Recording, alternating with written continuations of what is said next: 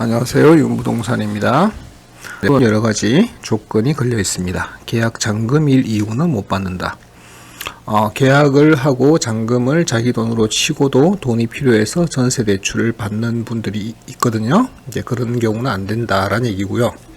자, 1주택자 비대면 전세 대출 신청도 금지한다. 자, 1주택자가 전세 대출을 받게 되는 건 A라는 지역에 내 집이 있는데 나는 B라는 지역에 살아야 되는 경우 있죠. 그렇게 되면 전세 대출이 되는데 이런 경우도 비대면 전세 대출 신청도 금지하겠다 라는 얘기입니다. 자, 이달 말부터 5대 시중은행에서 전세값 잔금을 치르기 이전 전세값 증액 범위 이내에서만 받을 수 있다. 이미 KB하고 하나은행은 시행하고 있죠. NH나 신한, 우리은행도 그렇게 하겠다라는 얘기를 했고요. 자, 신규 대출의 경우 기존대로 보증금의 80%까지 대출이 가능합니다. 지금 이게 무슨 얘기를 하는 거냐면요. 자, 예를 들어서 내가 6억짜리 집을 샀습니다. 근데 내가 실거주를 하기 위해서 대출 신청을 하게 되면 LTV 40%의 제한을 받으니까 2억 4천만 원까지 밖에 대출이 안 나옵니다. 내가 가진 돈이 3억 6천이어야 입주가 가능하죠. 그런데 3억 6천은 없고 6억짜리 집을 사야 되겠다 하면 방법이 어떻게 되냐면 전세를 끼는 수밖에 없죠. 전세 세입자가 들어오게 되면 전세 세입자는 4억 8천만 원까지 대출이 가능합니다. 그러니까 전세 대출을 풀어주고 주택담보대출 LTV 비율은 40%로 막아놓게 되면 결국 뭐가 날 수밖에 없냐면 갭 투자가 날 수밖에 없습니다. 이건 갭 투자를 하고 실거주는 하지 말라는 정책이 되어버리는 거죠. 그러면 집을 사지 않으면 되지 않느냐. 가격이 계속해서 상승하는 것을 지켜보면서 불안한 사람들은 내 집을 가지고 싶은 욕구가 들 수밖에 없고요. 그래서 내 집을 사고 싶은데 내가 가지는 현금은 모자랍니다. 그러면 그 주택을 담보로 대출을 받아서 내가 입주하고 싶은데 비율은 40%밖에 안 나와요. 그럼 방법이 내 이름으로 등기를 치고 나머지 부족한 부분에 대해서는 전세 세입자를 드리는 거죠.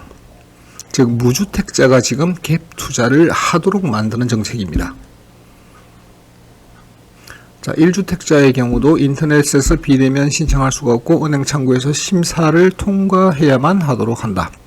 즉 A라는 지역에 있는 내 집에서 내가 B라는 지역에서 거주를 해야 되는 상황이면 방법이 A라는 주택을 파는 수밖에 없게 만드는 거죠.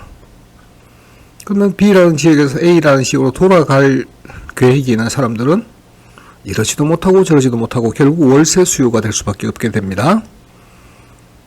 자, 전세 대출 규제를 보증금의 80%까지 풀어주면서 실수요자는 보호하겠다라고 얘기는 했는데 실거주하고자 하는 사람들에 대한 보호는 전혀 되지 않는 이상한 정책이 또 펼쳐지게 되는 겁니다.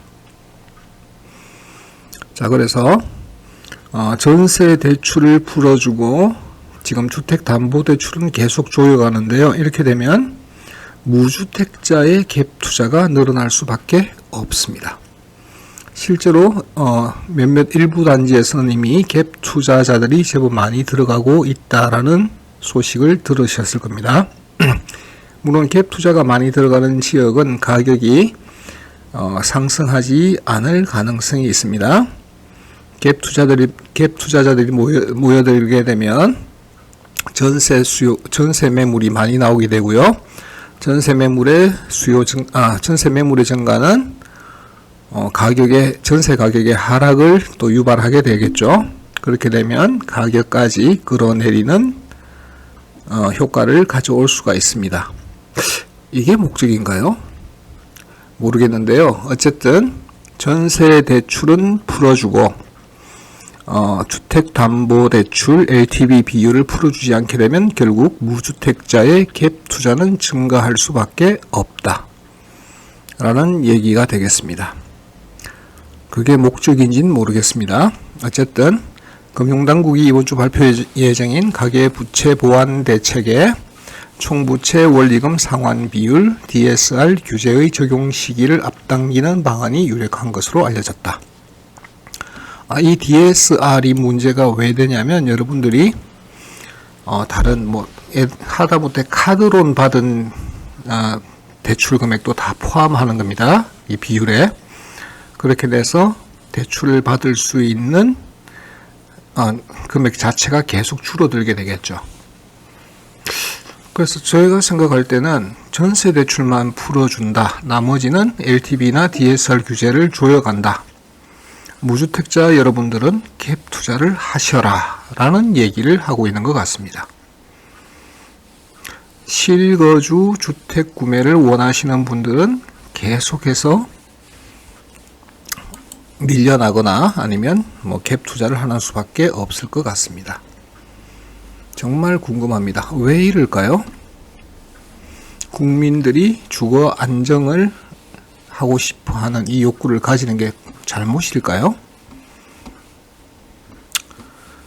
자, 전세 대출 규제를 풀어준다는 때 주택을 구입하려고 하시는 분, 실수요자분들이 어떤 피해를 또 당하게 될 것인지 한번 생각해 봤습니다.